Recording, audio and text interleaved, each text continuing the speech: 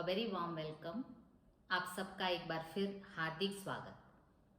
काम वाली बाई सकुबाई के साथ हमारा ये जो सफ़र था वो आज ख़त्म होने को है।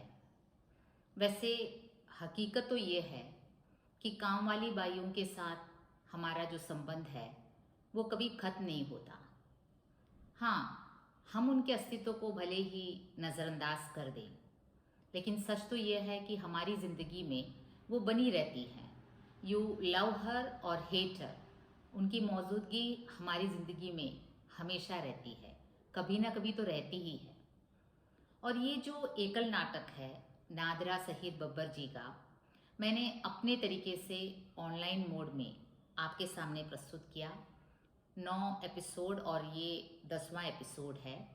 और वो मैंने अपने तरीके से प्रस्तुत तो कर दिया, लेकिन एक नाटक का आस्वादन, दृश्य श्रव्य माध्यम जो है नाटक, उसका आस्वादन रंगमंच और पात्र को देखकर ही किया जाना चाहिए। तो इसलिए मेरा सविनय निवेदन है कि आप लोग उस नाटक को ज़रूर देखें। यूट्यूब में ऑलरेडी अपलोडेड है। खास करके सरिता जोशी ने जिसमें अभिनय किया है उस वाले एपिसोड को आप ज़रूर देखिए, क्योंकि ये एक नाटक नहीं है, एक एकल नाटक है। एकल नाटक मतलब जैसे मैंने अपने इंट्रो वीडियो में कहा था कि केवल एक पात्र ही पूरे डायलॉग्स कहता है। तो आपको स्वाभाविक रूप से इस बात में शंका होगी कि बोरियत उत्पन्न हो सकती है कि एक ही पात्र को देखते रहना रंगमंच में। लेकिन veteran actress the living legend Sarita Joshi ji ने उसे इतने बखूबी से अभिनय के द्वारा प्रस्तुत किया है सकुबाई को कि आपको ज़रूरी है कि वो देखें नाटक को। मैंने जो क्लासेस यहाँ अपलोड किया है वो तो मात्र अपने छात्रों को उसकी जो थीम है, स्टोरी लाइन है, उसे समझाने में शायद मैं सफल हुई हूँ। लेकिन उसे पूर्ण रूप से उसका आस्वादन तभी हो सकेगा जब आप खुद उस एकल नाटक को देखें। और आजकल तो आपके पास टाइम भी है और वैसे भी माध्यम भी खुले हुए हैं, तो यूट्यूब में अपलोडेड है, आप उसे ज़रूर देखिए। वैसे प्लेराइट नादरा शहीद बब्बर जी के बारे में मैंने अपने इंट्रो वीडियो में अपलोड किया था। तो हमने सोचा ये 10वां एपिसोड जहाँ ये नाटक ख़त्म हो रहा है तो सरिता जोशी के लिए डेडिकेट करूँगी।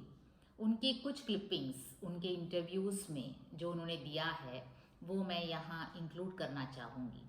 द लिविंग लेजेंड इंटरव्यू में उन्होंने सकुबाई के बारे में जो कही उसकी छोटी छोटी क्लिपिंग्स मैं यहाँ देना चाहूँगी, क्योंकि ज़रूरी है कि सरिता जोशी के जो अभिनय को आप देखें, समझें और उनका जो टैलेंट है जो थिएटर से जुड़कर मेमोराइज करने का, मतलब इतने सारे डायलॉग्स को आप देखिए, वो टेक्स्ट आपके हाथ में है सकुबाई, तो इतने सारे डायलॉग्स को एक ही एक्ट्रेस कैसे याद करती हैं। और नाटक के अंत में जो एक कविता है उसे भी उन्होंने रिसाइट किया उस इंटरव्यू में। तो मैंने सोचा क्यों ना आपको उसके क्लिपिंग्स आपके लिए अपलोड करूं, क्योंकि ये छात्र इसे खोज कर तो जाते नहीं, लेकिन आपके सामने जब प्रस्तुत किया जाता है तो क्यों ना उसका फ़ायदा उठाया जाए। तो चलते हैं the living legend Sarita Joshi की ओर। Very warm welcome to you all for this afternoon. We are continuing with the Living Legend series. We are very happy to have Ms. Sarita Joshi with us. आप सबने परिचित हैं, काम देखा है. We are all very familiar with her work as an actor, on screen, off screen. And today she is here with us. It is an honor and privilege for us, madam, to have you in this series with us.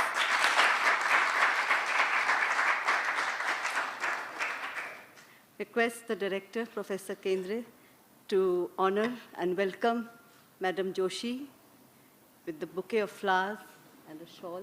Ma'am, very, very warm welcome. Thank you very much.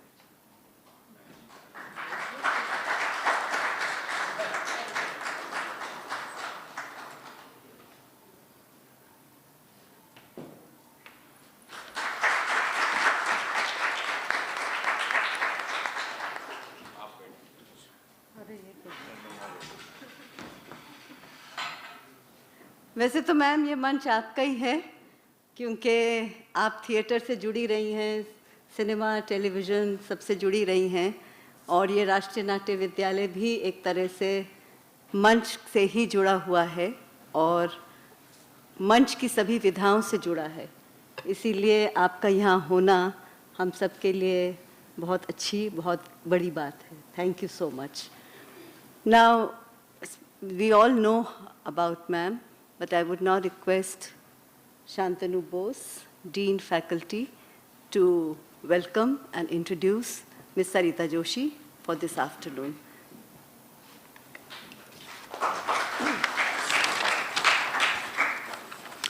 Sarita Joshi is an Indian stage, television and film actress and is a veteran actress of Gujarati theatre and Marathi theatre and also Marathi cinema. She is best known for her role as Godavari Thakkar in the hit Star Plus TV series Ba Bahu Aur Baby. In 1988, she was awarded the Sangeet Natak Academy Award for acting in Gujarati by the Sangeet Natak Academy, India's National Academy of Music, Dance and Drama. She began acting on stage at the age of 9 along with her sister Padmarani. Though she started with traditional theatre, she soon started working with noted artists like Shanta Apte. After working as child actor for 6 years, Joshi got her first lead role at the age of 16. She went to act with Indian National Theatre. She made television debut in the 1980s with TV series Titliyan, directed by Nadira Babbar, followed by numerous series in 90s, including Hazratin. She is best known for portraying a tough yet fair matriarch in the household hit serial Ba Bahu Aur Baby. At present, she stars in Star Plus, Chand Chupa Badal Mein, which is produced by Rajan Sahi as caring, confident grandmother of female lead Nivedita, played by Neha Sarkam. Her recent film, Gangubai, has been released in theatres in January 2013, in which she plays the protagonist. She also played the character of biological mother of Gopikishan Vaishnav, played by Gaurav Khanna in Soni, Vyah Hamari Bahu Ka. She appeared in Meri Aashiki Tumse Hi in 2015, and now she was last seen playing the character of Lalita Swami Amma in sub-TV serial Khirki. Now she is playing the character of Bakula in the serial Bakula Bua Ka Bhoot. So on and so forth. Now from Ms. Joshi. मैं जानबूझ के यहाँ आया हूँ क्योंकि जो परिचय दिया गया है वो सारा फिल्म और टेलीविज़न का है। मुझे लगता है कि मैं सरिता बेन को लगभग 35 साल से जानता हूँ। मैं जब यहाँ से पास आउट होने के बाद मुंबई गया तो यूँ कह सकते हैं कि पिछले 50-55 साल, जिसको कह सकते हैं कि गुजराती थिएटर को जिन्होंने गुजराती थिएटर बनाया और क्वालिटेटिव थिएटर क्या हो सकता है, सरिता बेन और प्रवीण जोशी जी, इन दोनों ने मिलकर जो नाटक खेले हैं, मुझे लगता है वो मिसाल है। खासकर संतू रंगलीजा नाम का जो नाटक है, ये एडाप्टेशन है पिग्मेलियन का।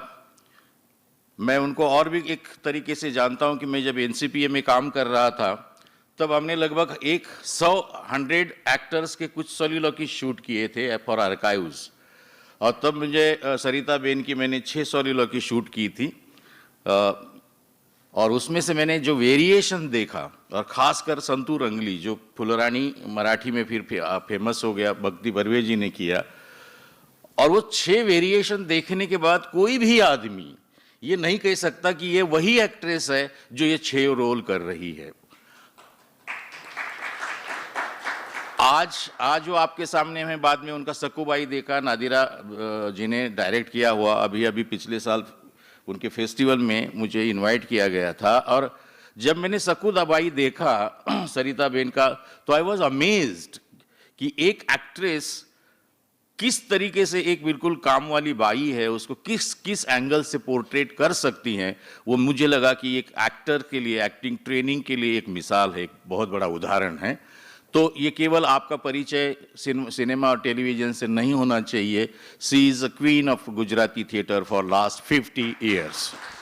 कभी कभी हम किसी कैरेक्टर को देखते हैं और वो कैरेक्टर में, जैसे आपने सकूबाई की बात की, तो सकूबाई में यही था ना कि मेरी बाई लोग आती थी, मैं उनसे पूछती थी, किसी के वहाँ मौत भी हो तो 2 या 3 दिन की रज़ा, अभी ज़रा फैशन बढ़ गई है कि ज़्यादा रज़ा लेती, बाकी उस ज़माने में तो बेचारी बाई लोग, हमारी सकूबाई लोग जो मुंबई की है, अरे तो 2 दिन, अरे काय करायचं, माँ मर गई तो सब गांव में जाना पड़ा, बेचारी मेरी माँ बीमार थी, बस वो नॉर्मली बीमार, क्या था पता नहीं, कितने दिन से पेट दुख रहा था, उनको कुछ पता नहीं होता है, लेकिन 2 दिन के बाद वो जो प्रोफेशनली उनका काम पे आ जाती है, वो जो निकल जाती है दिमाग में से, अपना दुख जो भुला देती है अपने काम में, ये जो ऑब्जर्वेशन मैंने देखा है, और मैं सकूबाई में मुझे वो इतना हेल्प कर गया था। वैसे मेरे साहब अच्छे, साहब का नाम कपूर और मेम साहब का नाम मीना कपूर, 2 बच्चे हैं, एक लड़का एक लड़की, लड़की का नाम इंग्लिश में रखा है पॉमला, बोलते नहीं आता था मेरे को, मुंह में से हवा निकल जाती थी, मैं उसको बेबी बेबी कह के पुकारती थी, तो उसको अच्छा नहीं लगता था, वो फॉरन मैं प्लीज़ हो तो मुझे बेबी मत बोल, नहीं नहीं मैं बेबी बोलती अच्छा नहीं लगता, नहीं नहीं नहीं प्लीज प्लीज प्लीज, और एकदम मेम साहब बे के क्या सको, तो उसे बेबी करके बोला, नाम से पुकारा कर, अब क्या नाम से पुकारूं, मुंह में से हवा निकल जाती है। फिर जहाँ मैं रहती थी ना, मेरी खोली है, उधर एक बैंड वाला रहने को आया, खोली नहीं टेबल ही मिला, रोज प्रैक्टिस करता था वो शादी में बजाने वाले बम पर बम, तो एक दिन मैं घर पे और मेरी बेटी साइली, उसने मेरे को कहा कि ये आई है, तेरे को पोमला बोलते नहीं आता है ना, ये बैंड वाले के साथ प्रैक्टिस कर, पम पम पम पोमला, ये ऑब्जर्वेशन है। तो सकूबाई की ज़िंदगी के कई खट्टे मीठे अनुभवों से हम गुजरे, बचपन से लेकर, मतलब गांव से माइग्रेट करना मुंबई शहर की ओर, और मुंबई शहर में अपने ही मामा द्वारा, खुद के अपने ही मामा द्वारा बलात्कार किया जाना, और उसके बाद उसे यशवंत मिलता है, वो कहती है सलमान खान जैसे हैंडसम, लेकिन पता चलता है कि उसका तो पहले से मिश्राइन के साथ अफेयर चल रहा था।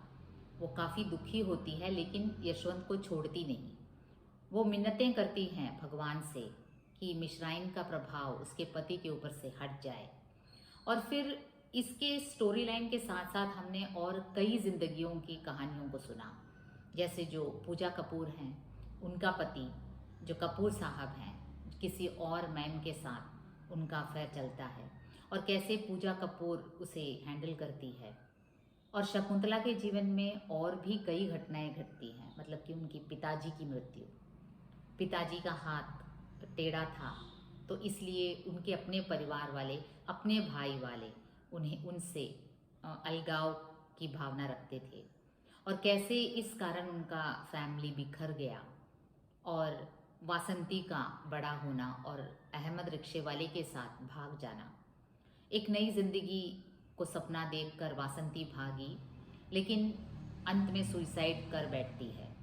और इस बेसिक स्टोरी लाइन के साथ कामवालियों की ज़िंदगी से जुड़े कई मुद्दे नादिरा सहीद बब्बर जी हमारे सामने प्रस्तुत करती हैं, जैसे नौकरानियों का छुट्टी लेना, मतलब कि अपने ही किसी की मृत्यु होती है तो भी ज़्यादा दिन छुट्टी ले नहीं सकते, बस काम पर निकल जाते हैं, क्योंकि अगर ज़्यादा दिन छुट्टी ली तो काम ही चला जाएगा। तो ये जो है अनऑर्गेनाइज सेक्टर्स की जो प्रॉब्लम्स हैं वो नादिरा सहीद बब्बर जी ने उठाया है, और कैसे घर में कुछ चोरी हो जाती है तो नौकर नौकरानियों पर सबसे पहले शक किया जाता है। ये भी एक हकीकत है, किसी और पर शक करने से पहले सबसे पहले ये पूछा जाता है कि घर में नौकर और नौकरानी है या नहीं। तो इन सभी तमाम प्रश्नों से नादिरा सहीद बब्बर जी इस एकल नाटक के द्वारा हमें ले जाती हैं, और कैसे अस्पताल में डेड बॉडी को रिलीज करने के लिए यशवंत को 200 रुपये देने पड़ते हैं घूस के रूप में। तो उसके बाद देखते हैं कि और ट्रेजेडी शकुंतला के जीवन में घटती है, यशवंत का एड्स पेशेंट होना, और अंत थोड़ा सुखद है, मतलब नाटक के अंत में आते आते हम देखेंगे कि उनकी बेटी साइली पढ़ने में बहुत तेज़ निकली, 12th स्टैंडर्ड और बीकॉम में फर्स्ट क्लास से पास हुई और स्कॉलरशिप मिलता है उसे, कविताएं लिखती हैं और अंत में वो एक कविता लिखती है, और वो कविता सरिता जोशी को अब भी याद है। देखिए इंटरव्यू में उन्होंने उस कविता को रिसाइट किया है। तो हम चलते हैं सरिता जोशी के द्वारा ही उस कविता को सुनते हैं। उसके बाद हम उस कविता के मीनिंग की ओर, उसकी जो उसमें निहित जो अर्थ है, काफ़ी अर्थपूर्ण कविता है। पूरा एकल नाटक अंत में एक कविता में समा जाता है। पूरे एकल नाटक में कई ट्रेजेडीज दिखाए गए हैं, कई एक्स्ट्रा मैरिटल अफेयर्स दिखाए गए हैं, लेकिन अंत थोड़ा सुखद है। शायद नादरा सहीर बब्बर जी ये आशा करती हैं कि कामवाली की ज़िंदगी में भी कुछ तो रोशनी आएगी कभी ना कभी। तो इसी कारण शायद उन्होंने एक कविता को, एक आशावादी कविता को, जिसे उसमें कहा गया है कि साइली ने लिखा है। एनीवे उस कविता की ओर पहले जाते हैं, उसके बाद इस एपिसोड को हम वाइंड अप करते हैं। आशा करती हूँ जिस प्रकार भी हो सके मैंने अपने तरीके से, अपने लिमिटेशंस में रहकर इस नाटक को आपके सामने प्रस्तुत किया है। अब आप अपना कमेंट्स ज़रूर डालिए कमेंट बॉक्स में, और अगले एपिसोड में हम बाद में इसके जो क्वेश्चन आंसर डिस्कशंस वगैरह एज यूजुअल जो हम करते हैं वो हम करेंगे। यशवंत की मृत्यु के बाद शकुंतला के जीवन में आशा की किरण बोती है उसकी बेटी साइली। वो पढ़ने में काफ़ी तेज़ थी, होशियार थी, समझदार थी, और होता यूँ है कि अचानक फ़ोन की घंटी बजती है। अब फ़ोन की घंटी है, आपको फिर याद करना है, वो पूजा कपूर के फ्लैट में है, काम पर लगी है, कि अचानक फ़ोन आता है और सकुबाई फ़ोन उठाती है। हेलो साइली, तू? अब इससे पता चलता है कि किसने बुलाया है, उसकी बेटी साइली का फ़ोन है। काहे छाला, मैं तो ठीक हूँ। मेम साहब ने रुकने को बोला रे। साहब कल जापान जाते हैं, उनका सूटकेस निकालने का। तो क्या है, साइली बुला रही है और साइली से ये बातें कर रही है कि देखो मुझे यहाँ रुकने के लिए कहा है थोड़ा और टाइम, क्योंकि कल साहब जापान जा रहे हैं। तब साइली ने किस लिए बुलाया है कि उनके घर कोई आया है। अरे तो उनको बिठाना, सुमन को बुला ले, अच्छे से बिठाना, चाय काफ़ी बना कर पिलाना, बाज़ार से ठंडा मंगवा लेना, और सुन, अपने बाबा की फ़ोटो को प्रणाम कर लेना। मेरा राजा, मेरा बेटा, ठीक है रखती हूँ। अब देखिए फ़ोन आता है तो हमें पता चलता है कि फ़ोन साइली का है और उसके घर कोई आया हुआ है, इसलिए वो माँ को बुला रही है। लेकिन यहाँ माँ इस घर में है, काम पर लगी है, और उससे आज कहा गया है थोड़ी और देर रुकने के लिए, क्योंकि साहब को जापान जाना है। तो फ़ोन रख कर भगवान से हाथ जोड़कर शकुंतला कहती है, मेरी लड़की साइली पढ़ने में बहुत तेज़ है, बीकॉम में फ़र्स्ट क्लास आई है, स्कॉलर मिलता है, 12वीं में भी फ़र्स्ट क्लास था उसका। न्यूज़पेपर दिखाते हुए ऐसा फ़ोटो छपा था उसका। पेपर वाले मेरे को पूछे, क्यों, कैसा लगता है लड़की का फ़ोटो अखबार में देखकर। पढ़ने में बहुत तेज़ थी, नौकरानी की बेटी थी, लेकिन पढ़ने में बहुत तेज़ थी। नौकरानी की बेटी और पढ़ने में इतनी तेज़, तो पेपर में आया फ़ोटो, और पेपर वाले ने पूछा कैसे लगता है जब तुम्हारी लड़की का फ़ोटो अखबार में आता है। अभी कैसा लगेगा, अच्छा ही लगेगा ना। मुझे तो यकीन नहीं होता था कि वो इस साल पास हो जाएगी। आजकल वो लिखने में ज़्यादा ध्यान देती थी, वो कविताएं लिखती है। उसको इनाम मिला था युवा कवित्री का। वो पढ़ने में तेज़ थी, ऊपर से वो कविताएं लिखती थी, और उसे इनाम भी मिला युवा कवित्री का। तो इसलिए शकुंतला को शक था कि कहीं उसकी पढ़ाई पीछे न छूट जाए, क्योंकि आजकल ज़्यादा लिखती थी। एक किताब टेबल से उठाकर दिखाते हुए, ऐसी किताब छपी थी उसकी कविताओं की, बहुत बड़ा प्रोग्राम था। मेरी साइली मेरे को फ़ोन करके बुलाई। अब देखिए वो उसका जब बुक पब्लिश हुआ पोइट्री का, वो कविता लिखती थी साइली, तो हुआ यूँ कि उसे बुलाया गया। तो मैं काम पर से ऐसी ही सीधा चली गई। जब वहाँ पहुँची तो वॉचमैन ने मेरे को टोका। मैंने बोला, मैं साइली की आई तो ऐसे मुंह बनाकर मेरी तरफ देखा। मतलब मैं घर के काम से जो पुरानी साड़ी पहनकर मैं गई थी, क्योंकि मेरे मन में काफ़ी एक्साइटमेंट था, साइली ने बुलाया कि यहाँ फंक्शन हो रहा है, वहाँ आओ। अब सज धज कर जाने का टाइम भी नहीं था और मैंने वो सोचा भी नहीं, मैं तो यूं ही निकल गई। और मुझे देखकर ही वो हवलदार जो है मुझे अंदर ही नहीं घुसाता। मुंह बिचका कर उसने कहा, उजाला सुप्रीम, मतलब कि मुझे मेरी हंसी उड़ाकर, मेरे ड्रेसिंग को देखकर, मेरी गंदी ड्रेस को देखकर वो कहता है, उजाला सुप्रीम। तो मैं समझ गई ये उस कवयित्री की माँ को नहीं पहचानता, ये मेरे वेशभूषा पर ही जाता है। मतलब कि मैं इतने गंदे वस्त्र में आई हूँ, मतलब कि काम से निकली हूँ और वहीं से ठीक आ गई हूँ, इसलिए ये मुझे अंदर ही नहीं आने दे रहा। तो मेरे को भी अच्छा नहीं लगा। मैं फ़ौरन वापस आई और अच्छी जरी की साड़ी पहनकर, पाउडर वाउडर लगाकर, गोल माला पहनकर ऑटो में बैठ कर गई। वो वॉचमैन मेरे को देखकर बोला, उजाला सुप्रीम। अब जब मैं अच्छे ड्रेस में गई तो उसे बहुत अच्छा लगा। मैं अंदर गई, वहाँ बहुत सारे बड़े बड़े लोग थे। स्टेज के बीचों बीच साइली बैठी हुई थी, उसके अगल बगल में लोग बैठे हुए थे। तो मैं अंदर गई तो वहाँ बहुत बड़ा प्रोग्राम था, बड़े बड़े लोग बैठे थे और स्टेज के बीचों बीच मेरी बेटी बैठी थी। साइली मेरे को देखकर खड़ी हो गई। अब देखो मेरे प्रति उसका जो रेस्पेक्ट है मेरी बेटी का, मुझे देखकर ही खड़ी हो गई और ऊपर स्टेज पर बुलाने लगी और मेरा हाथ पकड़कर स्टेज पर खींच कर ले गई और बोली, ये मेरी आई, मेरी माँ, जिसके लिए मैंने ये कविता लिखी। अब देखिए सभी के सामने मुझे इंट्रोड्यूस किया। मैं तो एकदम हक्का बक्का रह गई। आपके सामने एक कविता रखूंगी, नादिरा बब्बर की, मेरी सकुबाई की। वो बेटी के लिए जब बात करती हैं कि मेरी बेटी, अभी उसको युवा कवियत्री का अवार्ड मिला है।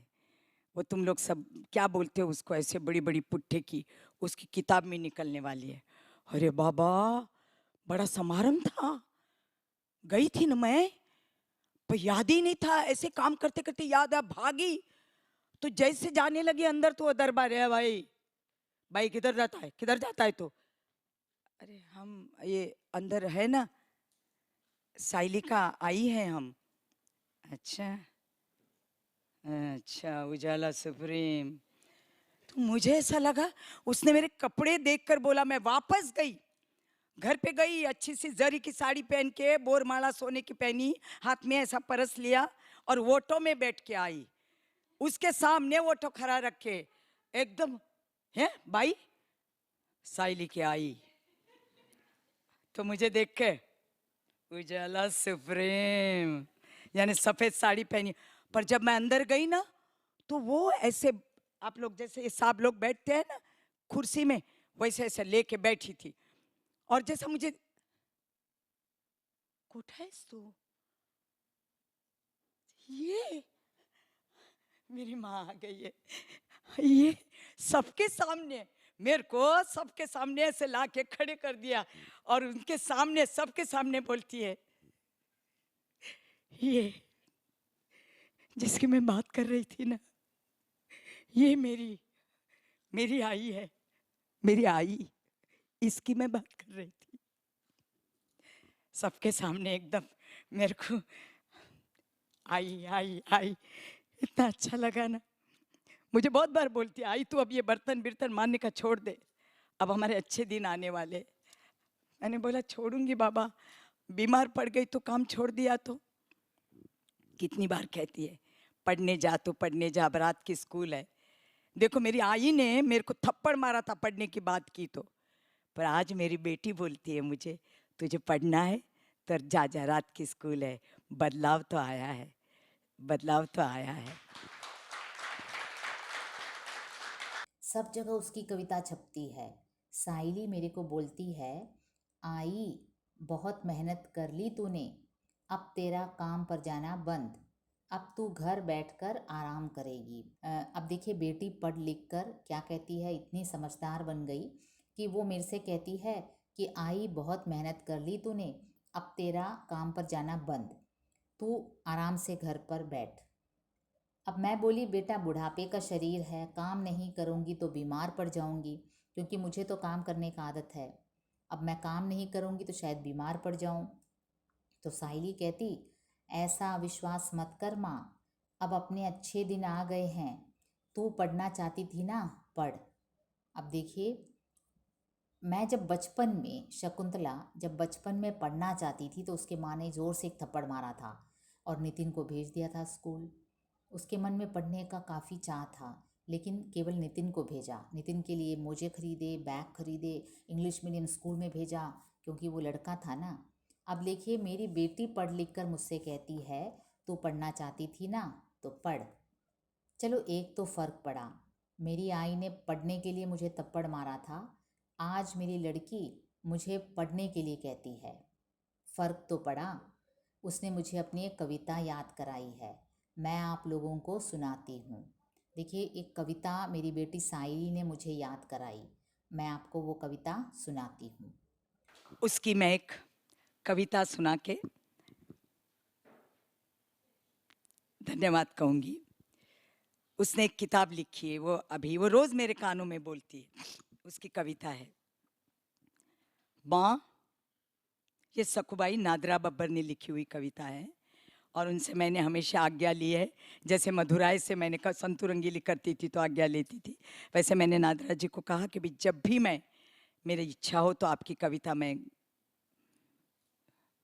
नरेट करूँगी। तो कर नादरा जी मेरी, उनसे भी मैंने बहुत अच्छी चीज़ें सीखी। वो तो एनएफडी से ही थी, यानी उनके एक स्टाइल थी वन वुमन शो में जैसे मूवमेंट्स करना। कभी कभी मुझे वो करना अच्छा लगे या न लगे, लेकिन मैं कोशिश ज़रूर करती थी कि अगर ये मूवमेंट दी है तो इसका कोई मायने है, और मैं करती भी थी। फिर मैं उन्हें समझाती कि नादरा जी, मैं ऐसा ना करके ऐसा कर सकती हूँ, और उन्होंने मुझे कभी कभी कोई बात में मना नहीं किया। पर देखिए आप सरिता जी, ऐसे भी करके देखिए, ऐसे भी करके देखिए। और हम ये बहुत कमाल की एक, आपका दिमाग उनका दिमाग, आपकी एकता होनी चाहिए। अगर कोई डायरेक्टर ऐसा कहे नहीं नहीं जी ये तो नहीं चलेगा, या ऐसे करना पड़ेगा, तो फिर अपना भी दिमाग होता है, जाने दीजिए फिर जो नहीं होगा मेरे से। ऐसा कभी हुआ नहीं मेरे साथ, कभी नहीं हुआ। मुझे जो भी डायरेक्टर मिला उसने मुझे जो सिखाया मैंने वो कोशिश की करने की। और नादरा जी के साथ मुझे बहुत सी ऐसी चीज़ें जानने मिली जिससे हम हाव भाव से ज़्यादा हम हमारे बॉडी लैंग्वेज से, जैसे उनकी एक आदत थी, मेरे बाबा और 4 भाई थे। ये डायलॉग ठीक है, मेरे बाबा और 4 भाई थे। मेरे बाबा का हाथ ऐसा सीधा, हाथ जरा टेढ़ा था, फिर भी मेरे बाबा सारा दिन खेतों में काम करते थे और आई 24 घंटा उनके साथ काम करती थी। और मैं जब से होश संभाला है काम पे लग गई। बावड़ी से पानी भरना, आंगन बुहारना, भाई बहन को संभालना, पाठशाला जाने के लिए मैं कितनी रोई थी। फिर आई ने पाठशाला, मैंने आई को जिद भी की थी तो आई ने जोर से थप्पड़ मारा था, तू पाठशाला जाएगी, तू पाठशाला जाएगी तो घर का काम कौन करेगा। मैं पाठशाला नहीं गई, नितिन को भेज दिया। अरे उसे तो भेजना ही मांगता ना, लड़का है। तो ये जो हाथ के जेस्चर, ऐसे जाना, ये छोड़ दिया, यू से चले जाना, ये उनकी थोड़ी आदत थी। तो वो सकुबाई में जब मैं वन वुमन शो यानी अकेले स्टेज पे हूँ तो वो चीज़ें भी बहुत अच्छी लगती थी, जो मुझे एक्सेप्ट करनी पड़ी। नहीं तो मैं इतने हाथ के जेस्चर, अगर मैं कोई ऐसा रोल करती हूँ तो हर बार इतना नहीं करती हूँ, थोड़ा ज़रा करते हैं। तो ऐसी बहुत सी चीज़ें हैं कि हमको सामने वाले पर भी थोड़ा भरोसा करना पड़ता है। वो जो डायरेक्टर है उस हर डायरेक्टर की अपनी मेथड होती है, अपना काम होता है, अपनी काम की पद्धति होती है, जो आप स्वीकार कर ले तो आपको बहुत कुछ सीखने मिलता है। हम इसी ढाल से बोलेंगे, इसी तरह चलेंगे, वो हर जगह नहीं चलेगा। तो मैं इसलिए धन्यवाद उन सभी डायरेक्टर को कहूँगी जो मेरे साथ एक्टर बन के आए, डायरेक्टर बने, जितनों ने मुझे सिखाया। मैं हमेशा उनको याद करती रहती हूँ। कभी कभी उनके टोन की भी ज़रूरत पड़ती कि वो ऐसा बोलता था, ऐसा बोलता, यहाँ मैं ये यूटिलाइज़ करूँगी और वो मुझे सक्सेस मिल जाता। कविता क्या है?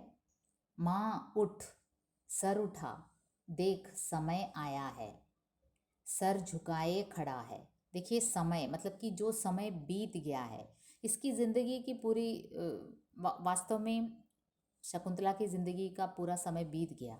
जब वो पढ़ना चाहती थी नहीं पढ़ पाई। अब उससे क्या हुआ, वो घर के काम में लग गई और ज़िंदगी भर दूसरों के बर्तन मांजती रही, कपड़े धोती रही, दूसरों के बतौर अपनी ज़िंदगी ख़राब कर दी, ख़त्म हो गई उसकी ज़िंदगी। लेकिन अब बेटी कहती है देखो समय आया है, सर झुकाए खड़ा है, शर्मिंदा है। वो शर्मिंदा है, वो आपके सामने सर झुकाए खड़ा है कि इतने वर्षों से जो तुझे उसने दुख दिया, तुझे सताया रुलाया, तेरा हर सुख छीन लिया। देखिए समय ने तेरा हर सुख छीन लिया था, तुझे सताया, तुझे रुलाया, इतने सालों से तुझे इतना दुख दिया। तेरा ही नहीं, तेरी माँ का भी, उसकी माँ का भी और उसकी माँ का भी, मतलब कि जनरेशन टू जनरेशन स्त्रियाँ पढ़ नहीं पाई। तो समय आज शर्मिंदा है, वो सर झुकाए तुम्हारे सामने आकर खड़ा है, क्योंकि उसने तुम्हें बहुत सताया। तुम्हें ही नहीं, तुम्हारी माँ को भी, उसकी माँ को भी, उसकी माँ को भी। आज वो तुझसे माफ़ी मांगने आया है कि उसने तेरे साथ बड़ा अन्याय किया। पर वो कहता है कि वो अब अपने को सुधारेगा, अपने आप को बदलेगा, एक नया युग लेकर आएगा। एक नया युग के आने का संदेश से ये एकल नाटक खत्म होता है। माँ उठ, सर उठा, देख समय आया है। यूं हताश न हो, तूने तो सारे जीवन है संघर्ष किया। रानी लक्ष्मीबाई की तरह तू भी तो एक योद्धा ही है। जैसे रानी लक्ष्मीबाई ने फाइट किया, योद्धा थी, तुम भी एक योद्धा हो। वो तो केवल एक लड़ाई लड़ी और मर्दानी कहलाई, पर तू तो सदियों से जीवन के संग्राम में है जूझ रही। रानी लक्ष्मीबाई ने एक लड़ाई लड़ी और वो मर्दानी कहलाई, मर्दों के समान हो गई। लेकिन तूने तो सदियों से जीवन के संग्राम में तू जूझ रही है। तेरे पांव चलते चलते थक गए, तेरे हाथ बर्तन घिसते घिसते सड़ गए। किसी दिन भी तू जी भर के सो नहीं पाई, तेरे कंधे कपड़े धोते धोते अकड़ गए। पर माँ अब तेरे आराम के दिन आए हैं। देखिए माँ अब तेरे आराम के दिन आए हैं। तू दूसरों के बर्तन घिसते घिसते तेरे हाथ सड़ गए और तू जी भर के सो नहीं पाई, तेरे पाँव चलते चलते थक गए और तेरे कंधे दूसरों के कपड़े धोते धोते अकड़ गए। लेकिन माँ अब तेरे आराम के दिन आए हैं। क्यों? क्योंकि समय आया है, सर झुकाए खड़ा है, तुम्हारे सामने शर्मिंदा है, क्योंकि तुम्हें उसने इतना दुख दिया, इतना सताया, इतना रुलाया कि तेरे हर सुख को उसने छीन लिया। तो आज वो शर्मिंदा है, तेरे सामने खड़ा है और वो क्या कहता है कि वो अब अपने आप को सुधारेगा, अपने आप को बदलेगा और एक नया युग लेकर आएगा। बैठ कर सुस्ताने के मुस्कुराने के दिन आए हैं। माँ उठ, सर उठा, देख समय आया है। देखो समय आया है कि तू आराम से बैठकर सुस्ता कर, रिलैक्स करके मुस्कुरा दे। ये मेरा विश्वास, मेरी आस्था है, समय के साथ चल माँ, वो हमें बुलाता है। तू तो विशाल हृदया, सब कुछ सहने वाली, समय भी तो तेरे बच्चे की तरह ही तो है ना। देखिए तुझसे, तेरे साथ समय ने, काल ने अन्याय किया, लेकिन देख तू तो विशाल हृदय है, तू तो सब कुछ सह लेती है, सब कुछ सहने की क्षमता है तुझ में, तो इसे भी क्षमा कर दे, ये भी बच्चे की तरह ही है। आज जब वो माफ़ी मांगता है तो जाने दे, जीवन को दे दे एक और मौका। देखिए समय आज तुम्हारे सामने माफ़ी मांग रहा है, तो दे दो जीवन को एक और मौका। अब ये नहीं कि तुम बूढ़े हो गए हो, वक्त निकल गया है, ऐसा कुछ नहीं है, आप अभी भी जी सकती हैं। चल माँ उठ, सर उठा, देख समय आया है। उठ माँ उठ, हाथ बढ़ा, देख समय आया है। माँ उठ, तो सर उठा के चल, अब तेरे सुस्ताने के समय आ गए हैं, तेरे मुस्कुराने के दिन आ गए हैं। मुझ पर विश्वास कर, ये मेरी आस्था है कि तुम्हें समय के साथ चलना है माँ, वो हमें बुलाता है। तू तो विशाल हृदया है, तू उसे क्षमा कर दे माँ, उससे गलती हो गई। आज जब वो माफ़ी मांगने आया तो माफ़ भी कर दे, क्योंकि वो भी बच्चे के समान ही है। उसकी अज्ञानता के कारण उसने ये सब किया, तुम्हें सताया, तुम्हें ये जो पढ़ने का अवसर नहीं दिया, लेकिन आज वो अपने को सुधारने के लिए तुम्हारे सामने खड़ा है। ये थी वो कविता जो साइली ने सकुबाई को सिखाई थी। और देखिए सरिता जोशी जी वो अब भी मेमोराइज कर किए हुए हैं वो कविता को। अब सुनते हैं सरिता जोशी जी के लफ्ज़ों में वो कविता। माँ उठ, सर उठा देख, समय आया है। सर झुकाए खड़ा है, शर्मिंदा है कि इतने बरसों से उसने तुझे दुख दिया, सताया, रुलाया, तेरा हर सुख छीन लिया। तेरा ही नहीं, तेरी माँ का भी, उसकी माँ का भी और उसकी माँ का भी। पर अब वो कहता है अब की वो सुधरेगा, एक नया युग लेकर आएगा। तू हताश न हो माँ, तूने तो सारा जीवन है संघर्ष किया। रानी लक्ष्मीबाई की तरह तू भी तो एक योद्धा ही है ना। वो तो केवल एक लड़ाई लड़ी और वो तो केवल एक लड़ाई लड़ी और लक्ष्मीबाई कहलाई। पर तू तो सदियों से अपने उसमें ही जूझ रही है। तेरे पांव चलते चलते थक गए, हाथ बर्तन घिसते घिसते सड़ गए।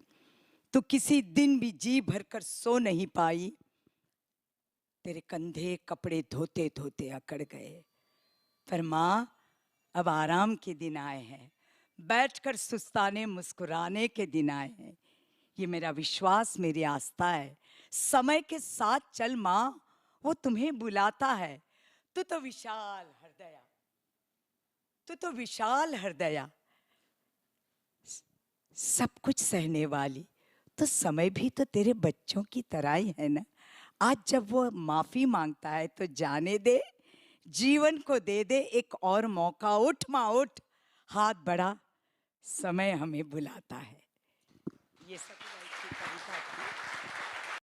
ലൈഫിൽ ഒരുപാട് ട്രാജഡീസ് നേരിട്ട ശകുന്തള അതിൻ്റെ ഈ ഡ്രാമയുടെ എൻഡിലേക്ക് വരുമ്പം ടുവേർഡ്സ് ദി എൻഡ് തൻ്റെ മകളിലൂടെ ഒരു പുതിയ ജീവിതം, പുതിയ ഒരു ആകാശം പ്രതീക്ഷിക്കുകയാണ്. അവർ ജോലി ചെയ്തുകൊണ്ടിരിക്കുന്ന വീട്ടിൽ പെട്ടെന്നൊരു ഫോൺ വരുന്നു. അവർ ഫോൺ എടുക്കുന്നു. അപ്പോൾ ഫോൺ ആരുടെയാണ്? സായിലിയുടെയാണെന്ന് മനസ്സിലാവുന്നു. ആ സംഭാഷണത്തിലൂടെ നമുക്ക് മനസ്സിലാവുന്നു അത് സായിലിയാണ് വിളിച്ചത്.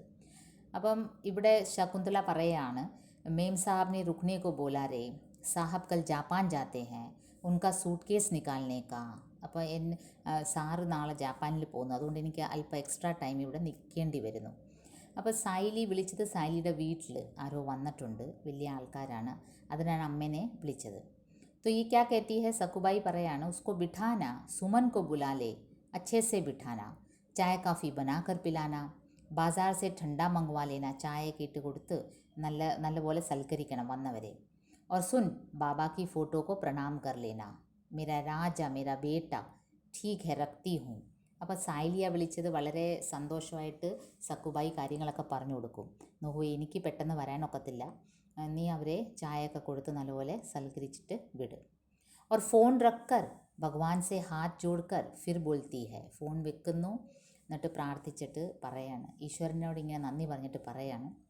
എന്നിട്ട് ഫോൺ വെക്കുന്നു, ഈശ്വരനോട് നന്ദി പറഞ്ഞിട്ട് പറയാണ്, मेरी लड़की साइली पढ़ने में बहुत तेज़ है, बीकॉम में फ़र्स्ट क्लास आई है, स्कॉलर मिलता है, 12वीं में भी फ़र्स्ट क्लास था उसका. എൻ്റെ മോള് സായിലി പഠിക്കാൻ ഭയങ്കര മിടുക്കിയാണ്, ബികോമിൽ ഫസ്റ്റ് ക്ലാസ് കിട്ടി, 12th ഫസ്റ്റ് ക്ലാസ് ആയിരുന്നു, സ്കോളർഷിപ്പൊക്കെ കിട്ടുന്നുണ്ട്. न्यूज़ पेपर दिखाते हुए ऐसा फ़ोटो छपा था उसका. पेपर वाले मेरे को पूछे, क्यों, कैसा लगता है लड़की का फ़ोटो अखबार में देख कर. എൻ്റെ മോളുടെ ഫോട്ടോ പേപ്പറിൽ വരെ വന്ന് ഹൈ മാർക്കായിരുന്നു. അപ്പോൾ പത്രക്കാരൻ എന്നോട് ചോദിക്കും, എങ്ങനെയുണ്ട് മോളുടെ ഫോട്ടോ ഒക്കെ പേപ്പറിൽ കണ്ടിട്ട്. अभी कैसा लगेगा, अच्छा ही लगेगा ना. मुझे तो यकीन नहीं होता था कि वो इस साल पास हो जाएगी. आजकल वो लिखने में ज़्यादा ध्यान देती है. എനിക്ക് സംശയമായിരുന്നു ഈ പ്രാവശ്യം അവൾ ജയിക്കുമോയെന്ന്. പഠിക്കാൻ മിടിക്കുകയാണ്, പക്ഷേ ഇപ്പം ഭയങ്കര എഴുത്താണ്, കവയത്രിയാണ്. और कविताएं लिखती है और उसको इनाम मिला था युवा कवित्री का. അവാർഡ് വരെ കിട്ടി, നല്ല മിടുക്കിയാണ് പഠിക്കാൻ. एक किताब टेबल से उठाकर दिखाते हुए, ऐसी किताब छपी थी उसकी कविताओं की, बहुत बड़ा प्रोग्राम था. मेरी സായിലി मेरे को ഫോൺ करके बुलाई. അപ്പോൾ അവിടെ കവിതാ സമാഹാരം പബ്ലിഷ് ആയപ്പം വലിയ ചടങ്ങായിരുന്നു. എന്നെ മോള് ഫോൺ ചെയ്ത് വിളിച്ചമ്മ അങ്ങോട്ട് വരണമെന്ന്. അപ്പോൾ ഇവരെന്താ ചെയ്തത്, मैं काम पर से सीधे चली गई. ജോലി കഴിഞ്ഞ് അതേ ജോലിയുടെ ആ പൂജാ കപൂറിൻ്റെ വീട്ടിൽ നിന്ന് നേരെ ആ ഫംഗ്ഷനിലേക്ക് പോയി. जब वहाँ पहुँची तो वॉचमैन ने मेरे को रोका. मैंने बोला मैं साइली की आई, तो ऐसे मुंह बनाकर मेरी तरफ देखा. ആ കവയിത്രി, യുവ കവയിത്രിക്കാണ് അവാർഡ് കൊടുക്കുന്നത്. അവരുടെ അമ്മയാന്ന് പറഞ്ഞിട്ട് പോലും എൻ്റെ ഈ കോലം കണ്ടിട്ട് വാച്ച്മാൻ എന്നെ അങ്ങ് അകത്തോട്ട് ഒരു നികൃഷ്ട ജീവിയെ പോലെ എന്നെ നോക്കിയിട്ട് എന്നെ അകത്തോട്ട് കയറ്റി വിടുന്നില്ല. മുँह बिचकाकर उसने कहा ഉജാല സുപ്രീം. ഓ കണ്ടേച്ചാലും മതി. ഉജാല സുപ്രീം ആ കാലത്തെ ഒരു വെണ്മയുടെ പ്രതീകമായിട്ടുള്ള ഒരു പരസ്യമാണ് ഉജാല സുപ്രീം. അപ്പോൾ ഇത് കളിയാക്കി പറയണം, കാരണം വെറും കൂറ വസ്ത്രം ഇട്ടാണ് ഇവള് വന്നിരിക്കുന്നത്. मेरे को भी अच्छा नहीं लगा. मैं फ़ौरन वापस गई और अच्छी जरी की साड़ी पहनकर पाउडर वाउडर लगाकर गोल माला पहनकर ऑटो में बैठ कर गई. वो वॉचमैन मेरे को देखकर പിന്നെ ഞാൻ എന്ത് ചെയ്തു, നേരെ വീട്ടിൽ പോയി എൻ്റെ ഉള്ള ഒരു നല്ല സാരി, ജറി ഒക്കെ ഉള്ള സാരി എടുത്തിട്ട് പൗഡറൊക്കെ ഇട്ട് നല്ല പേഴ്സൊക്കെ പിടിച്ച് ഭയങ്കര ഫാഷനബിളായിട്ട് ഞാനും വന്നു. और मेरे को देखकर വാച്ച്മാൻ बोला ഉജാല സുപ്രീം. അപ്പോൾ അയാളുടെ ടോൺ അങ്ങ് മാറി. അപ്പോൾ ഇപ്പം അയാൾക്ക് ഇഷ്ടപ്പെട്ട് അയാൾ അകത്തോട്ട് കയറ്റും. मैं अंदर गई, वहाँ बहुत सारे बड़े बड़े लोग थे. സ്റ്റേജ് के बीचों बीच സായിലി बैठी थी. അവിടെ അകത്ത് ചെന്നപ്പോൾ ഉണ്ടോ വലിയ പ്രോഗ്രാം, സ്റ്റേജ്, അതിൻ്റെ നടുക്ക് സായിലി ഇരിക്കുന്നു. उसके अगल बगल में लोग बैठे हुए थे. സായിലി मेरे को देखकर खड़ी हो गई. എൻ്റെ മോളാണെങ്കിൽ എന്നെ കണ്ടുടനെ അങ്ങ് എണ്ണീറ്റ് നിന്ന്. और ऊपर स्टेज पर बुलाने लगी और मेरा हाथ पकड़कर स्टेज पर खींच कर ले गई और बोली. അപ്പോൾ മകള് സ്റ്റേജിൻ്റെ പ്രൈം അട്രാക്ഷനായിട്ട് ഇരിക്കുകയായിരുന്നു, വേദിയിലിരിക്കുകയായിരുന്നു. എന്നിട്ട് എന്നെ കണ്ട ഉടനെ എന്നെ വിളിച്ചിട്ട് എൻ്റെ കയ്യും പിടിച്ച് മുകളിലേക്ക് കയറ്റി. എന്നിട്ട് എല്ലാവരോടായിട്ട് പറഞ്ഞു, യേ മേരി ആയി മേരി മാ ജിസ്കെ ലിയേ मैंने ये കവിത ലിഖി. ഇതാണ് എൻ്റെ അമ്മ, അമ്മയ്ക്ക് വേണ്ടിയാണ് ഞാൻ ഈ പോയിട്രി എഴുതിയിരിക്കുന്നത്. ഇതാണ് എൻ്റെ അമ്മ. വളരെ അഭിമാനത്തോടെ പറയും, ഈ അമ്മയ്ക്ക് വേണ്ടിയാണ് ഞാൻ ഈ കവിത എഴുതിയത്. सब जगह उसकी कविता छपती है. साइली मेरे को बोलती है, आई बहुत मेहनत कर ली तूने, अब तेरा काम पर जाना बंद, अब तू घर बैठकर आराम करेगी. അപ്പം എൻ്റെ മോള് നോക്കി എന്ത് കെയറിങ് ആണ്. എന്നോട് പറയണം, അമ്മ ഇനി ജോലിക്കൊന്നും പോകണ്ട, അമ്മ ഇനി സ്വസ്ഥമായിട്ട് വീട്ടിൽ ഇരുന്നാൽ മതി. मैं बोली बेटा बुढ़ापे का शरीर है, काम नहीं करूँगी तो बीमार पड़ जाऊँगी. അപ്പം ഞാൻ പറയും, അയ്യോ എനിക്ക് ജോലി ചെയ്താണ് ശീലം, ഒന്നാമത് പ്രായമായി വരികയാണ്, ഇങ്ങനെ ഒന്നും ചെയ്യാതിരുന്നാൽ പിന്നെ വേറെ രോഗം വരും. तो साइली कहती मेरा विश्वास मत कर माँ, अब अपने अच्छे दिन आ गए हैं, तू पढ़ना चाहती थी ना, पढ़. അപ്പം നോക്കൂ, മകൾ വലുതായി, വിദ്യാഭ്യാസത്തിൻ്റെ വില അറിഞ്ഞ മകൾ പറയാണ്, അമ്മ നീ പഠിക്കാൻ ആഗ്രഹിച്ചില്ലേ, നിനക്ക് ഇനിയും വേണേ പഠിക്കാം. അപ്പം വിദ്യാഭ്യാസം നേടാൻ പ്രത്യേകിച്ച് ഇങ്ങനെ ഏജ് ലിമിറ്റ് ഒന്നുമില്ല എന്ന് മകൾ എനിക്ക് പറഞ്ഞ് മനസ്സിലാക്കി തരികയാണ്. चलो एक तो फ़र्क पड़ा, मेरी आई ने पढ़ने के लिए मुझे थप्पड़ मारा था, आज मेरी लड़की मुझे पढ़ने के लिए कहती है. फ़र्क तो पड़ा, उसने मुझे अपनी एक कविता याद कराई है, मैं आप लोगों को सुनाती हूँ. അപ്പം നോക്കിയേ, ബാല്യകാലത്തിൽ ശകുന്തള പഠിക്കാൻ ആഗ്രഹിച്ച പ്രായത്തിൽ അതിൻ്റെ ബ്രദർ നിതിനെ മാത്രമേ അവരുടെ അമ്മ പഠിക്കാൻ വിട്ടുള്ളൂ. ഒറ്റ അടിയാണ് കൊടുത്തത് പഠിക്കണമെന്ന് പറഞ്ഞപ്പോൾ. അങ്ങനെ അന്ന് അവൾക്ക് ഭയങ്കര വിഷമമുണ്ടായിരുന്നു പഠിക്കാൻ പറ്റാൻ. ജീവിതകാലം മുഴുവനും അതുകൊണ്ട് മറ്റുള്ളവരുടെ പാത്രവും തുണിയൊക്കെ കഴുകി ജീവിതം ഇങ്ങനെ അങ്ങ് പോയി. ഇപ്പം നോക്കിയേ, മകൾ പറയാണ്, അമ്മ പഠിക്കുന്നതിന് ഒരു ഏജില്ല, അമ്മയ്ക്ക് ഇനിയും വേണേ പഠിക്കാം. ആ കവിത ഇങ്ങനെയാണ് പോകുന്നത്. മാ ഉഠ് സർ ഉഠാ ദേഖ് സമയ ആയാ ഹെ. അമ്മ നോക്ക്, തല പൊക്കി നോക്കൂ, നമുക്ക് കടന്നുപോയ കാലം തിരിച്ചു വരികയാണ്, അത് വന്ന് നമ്മുടെ മുമ്പിൽ വന്ന് നിൽക്കുകയാണ്. സർ ജുക്കായെ ഖടാ ഹെ, എങ്ങനെ നിൽക്കുകയാണ്, തല താഴ്ത്തി നാണക്കേട് കൊണ്ട് നിൽക്കുകയാണ്. ഷർമിന്ദ ഹെ, കുറ്റബോധമുണ്ട്. कि इतने वर्षों से जो तुझे उसने दुख दिया, तुझे सताया रुलाया, तेरा हर सुख छीन लिया. ഇത്രയും വർഷം നിന്നെ ദുഃഖിപ്പിച്ചതിന്, നിന്നെ വിഷമിപ്പിച്ചതിന്, നിന്നെ ഇതെല്ലാം സഫർ ചെയ്യിപ്പിച്ചതിന്, तेरा हर सुख छीन लिया, तेरा ही नहीं तेरी माँ का भी, उसकी माँ का भी और उसकी माँ का भी. അമ്മയുടെ മാത്രമല്ല, അമ്മയുടെ അമ്മയുടെയും അമ്മയുടെ അമ്മയുടെ അമ്മയുടെയും എല്ലാ ജനറേഷൻ തോറും സ്ത്രീകൾ പഠിച്ചിട്ടില്ല. അവരോടെല്ലാം ചെയ്ത പാപത്തിന് പശ്ചാത്തപിച്ചുകൊണ്ട് കുറ്റബോധത്തോടെ തല താഴ്ത്തി ദാ ഈ കാലം നമ്മുടെ മുമ്പിൽ വന്ന് നിൽക്കുകയാണ്. आज वो तुझसे माफ़ी मांगने आया है कि उसने तेरे साथ बड़ा अन्याय किया, पर वो कहता है कि वो अब अपने को सुधारेगा. ഇനി അവൻ നന്നാകും, സുധാരേക എന്നും പറഞ്ഞാണ് വന്നിരിക്കുന്നത്. ഞാൻ ഇനി നന്നാവാൻ റെഡിയാണ്. മേനെ തെരെ സാത്ത് ബഡാ അന്യായ കിയ, ഞാൻ വലിയ കുറ്റമാണ് ചെയ്തത് എന്ന് അക്സെപ്റ്റ് ചെയ്തിട്ടാണ് കാലം വന്ന് നിൽക്കുന്നത്. അപ്നെ ആപ് കോ ബദലേഗ, ഏക് നയാ യുഗ് ലേക്കർ ആയേഗ, തന്നെ തിരുത്താൻ തയ്യാറാണ്. അവനൊരു പുതിയ യുഗവുമായിട്ടാണ് വന്നിരിക്കുന്നത്. മാ ഉഠ് സർ ഉഠ ദേഖ് സമയ ആയാ ഹെ, അമ്മ എണ്ണീക്ക്, ഉണരൂ, തല പൊക്കി നോക്കൂ, നോക്കൂ കാലം നമ്മുടെ മുമ്പിൽ, സമയം നമ്മുടെ മുമ്പിൽ. പോയ സമയം യൂഷ്വലി വരാറില്ല, പക്ഷേ ഇപ്പം ഈ കാലം വന്നിരിക്കുകയാണ്. യൂ ഹതാശ് ന ഹോ, തൂനെ തോ സാരേ ജീവൻ ഹെ സംഘർഷ് കിയ, ഇങ്ങനെ വിഷമിക്കേണ്ട കാര്യമില്ല, ജീവിതകാലം മുഴുവനും പൊരുതി നേടിയ ഒരു സ്ത്രീയാണ് നീ. റാണി ലക്ഷ്മി ബായി കി തര തൂ ബി തോ ഏക് യോദ്ധാ ഹി ഹെ, റാണി ലക്ഷ്മിയെ ഒറ്റ യുദ്ധത്തിൽ സ്റ്റാർ ആയെങ്കിൽ അമ്മ ജീവിതകാലം മുഴുവനും യുദ്ധം ചെയ്ത് പൊരുതിയ ഒരു വനിതയാണ്. वो तो केवल एक लड़ाई लड़ी और मर्दानी कहलाई, റാണി ലക്ഷ്മിബായി ഒറ്റ യുദ്ധമാണ് ചെയ്തത്. എന്നിട്ട് ഷി വാസ് കോൾഡ് മർദാനി, മർദോं के जैसे. पर तू तो सदियों से जीवन के संग्राम में है जूझ रही, तेरे पाँव चलते चलते थक गए, तेरे हाथ बर्तन घिसते घिसते सड़ गए. അമ്മയുടെ കൈകൾ എല്ലാം ഉരഞ്ഞ് മറ്റുള്ളവരുടെ എച്ചിൽ പാത്രങ്ങൾ കഴുകി മറ്റുള്ളവരുടെ കപ്പടെ ധോത്തെ ധോത്തെ തുമാരെ കന്ധേ അക്കടുകയെ, തോളെല്ലാം ഒരുമാതിരി തേഞ്ഞു പോയി. തു ജി ഭർക്ക സോ ബി നഹി പായി, സ്വസ്ഥമായിട്ടൊന്നും ഉറങ്ങാൻ പറ്റിയിട്ടില്ല അമ്മയ്ക്ക്. പർമാ അപ് തേരെ ആറാം കെ ദിൻ ആയേ ഹെ, നോക്കൂ മകൾ വഴി, സായലി വഴി ഒരു പുതിയ ഒരു പ്രകാശം കാണുകയാണ്, പുതിയ ജീവിതം സ്വപ്നം കാണുകയാണ് ഇത് ശകുന്തള.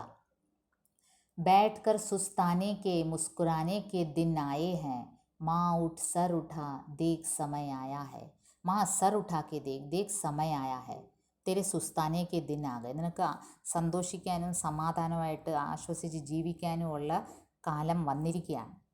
തുമാരെ അച്ഛേ ദിൻ ആയേ ഹെ, യേ മേരാ വിശ്വാസ് മേരി ആസ്ഥാ ഹെ, സമയ കെ സാത്ത് ചൽ മാ വോ ഹമേ ബുലാത്ത, ഇതെൻ്റെ ഉറച്ച വിശ്വാസമാണ്, എൻ്റെ ബിലീഫാണ്, ഇത് നടക്കും, അമ്മയ്ക്ക് നല്ല കാലം വരും എന്നുള്ളത്. തൂ തോ വിശാൽ ഹൃദയ സബ് കുച്ച് സഹനെ വാലി, സമയ ഭി തോ തേരെ ബच्चे की तरह ही तो है ना, आज जब वो माफ़ी मांगता है तो जाने दे, ജീവൻ को दे दे एक और मौका. അമ്മ എല്ലാം സഹിക്കുന്ന ഒരു സർവം സഹയാണല്ലോ, അപ്പോൾ ഈ കാലത്തിനെ അങ്ങ് ക്ഷമിച്ചേരെ, ഒരു മകനെ പോലെ ഒരു മകളെ പോലെ അങ്ങ് ക്ഷമിച്ചേരെ, തെറ്റ് പറ്റിപ്പോയി, പക്ഷേ ഇപ്പം നമ്മുടെ മുമ്പിൽ തിരുത്താൻ വന്ന് നിൽക്കുകയാണ്. आज वो माफ़ी मांगता है तो जाने दे, ജീവൻ കോ ദേ ദേ ഏക് ഓർ മോക്ക. നോക്കൂ,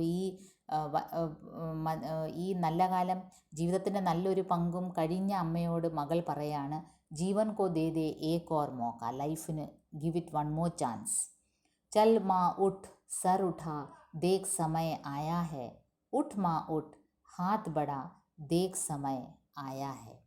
എണ്ണീക്കൂ അമ്മ, സമയം വന്നിരിക്കുന്നു, കാലം വന്നിരിക്കുന്നു, നമ്മുടെ കാലം വന്നിരിക്കുന്നു. പഴയ കാലം നമ്മുടെ മുമ്പിൽ തല കുനിച്ച് നിന്ന് പശ്ചാത്തപിച്ച് നമ്മളോട് ക്ഷമ ചോദിക്കുകയാണ്. അപ്പോൾ ഇനി ഒരു ജീവൻ കോ ഏക് ഓർ മോക്ക ദേ ദോ, അതിനെന്താണിപ്പം, ലൈഫ് ഇനിയും കിടക്കുകയല്ലേ, ഒരു ആയുസ്സൂടെ ഉണ്ട്, നമുക്കിനിയും പഠിച്ച് മുന്നേറാം എന്ന് പറഞ്ഞ ഒരു ഹോപ്പ്ഫുൾ ഒരു അന്തരീക്ഷത്തിലാണ് ഈ one act play Nadira Zaheer Babbar towards the end കൊണ്ടുവരുന്നത്.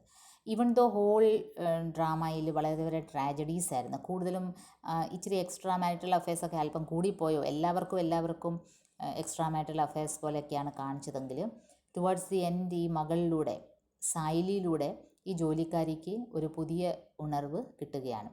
ഇതെല്ലാ ജോലിക്കാരികൾക്കും ഒരു പുതു സന്ദേശമാണ്, എന്നുവെച്ചാൽ അവരുടെ ജീവിതവും മാറും, അവരുടെ മക്കൾ പഠിച്ച് വിദ്യാഭ്യാസം നേടുമ്പോൾ അവരുടെ ജീവിതവും മാറും ഒരിക്കൽ എന്നുള്ള ഒരു സന്ദേശമാണിത് നൽകുന്നത്. സക്കുബായി എന്ന ഈ ഒരു നാടകം നിങ്ങൾക്ക് ഇഷ്ടപ്പെട്ട് കാണുമെന്ന് പ്രതീക്ഷിക്കുന്നു. എന്നാലാവുന്ന രീതിയിൽ ഓൺലൈൻ മോഡിൽ ഞങ്ങൾക്കും ഇതൊരു പുതിയ മാധ്യമമാണ്. ഒരു നാടകം എങ്ങനെ ഒരു ഓൺലൈൻ മോഡിൽ അവതരിപ്പിക്കണമെന്ന് അറിയില്ലായിരുന്നു. എന്നിരുന്നാലും ഏകദേശം ഒരു 9-10 എപ്പിസോഡിൽ ഈ സക്കുബായി എന്ന നാടകം നിങ്ങളുടെ മുമ്പിൽ അവതരിപ്പിച്ചിരിക്കുകയാണ്.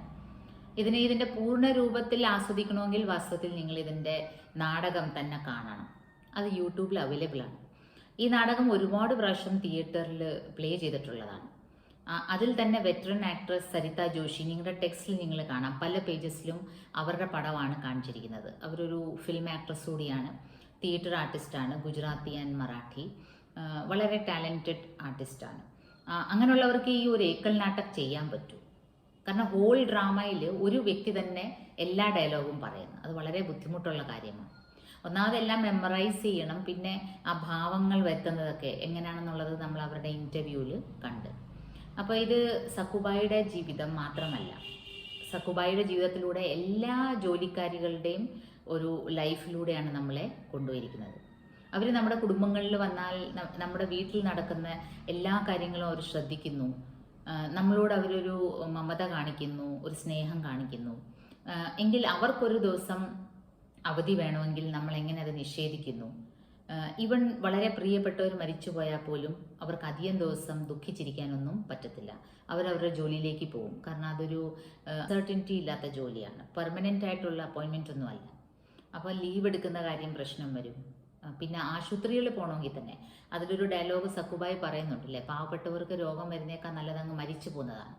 കാരണം ഹോസ്പിറ്റലിൽ ഇത്രയും തിരക്ക്, ഗവൺമെൻറ് ഹോസ്പിറ്റലിലാണ് ഇവർ പോകുന്നത്, അതിൻ്റെ കൂട്ടത്തിൽ ഇത്രയും ഭാരിച്ച മരുന്നുകളുടെ വിലയും, പിന്നെ ഒപ്പം ലീവും ഇല്ല.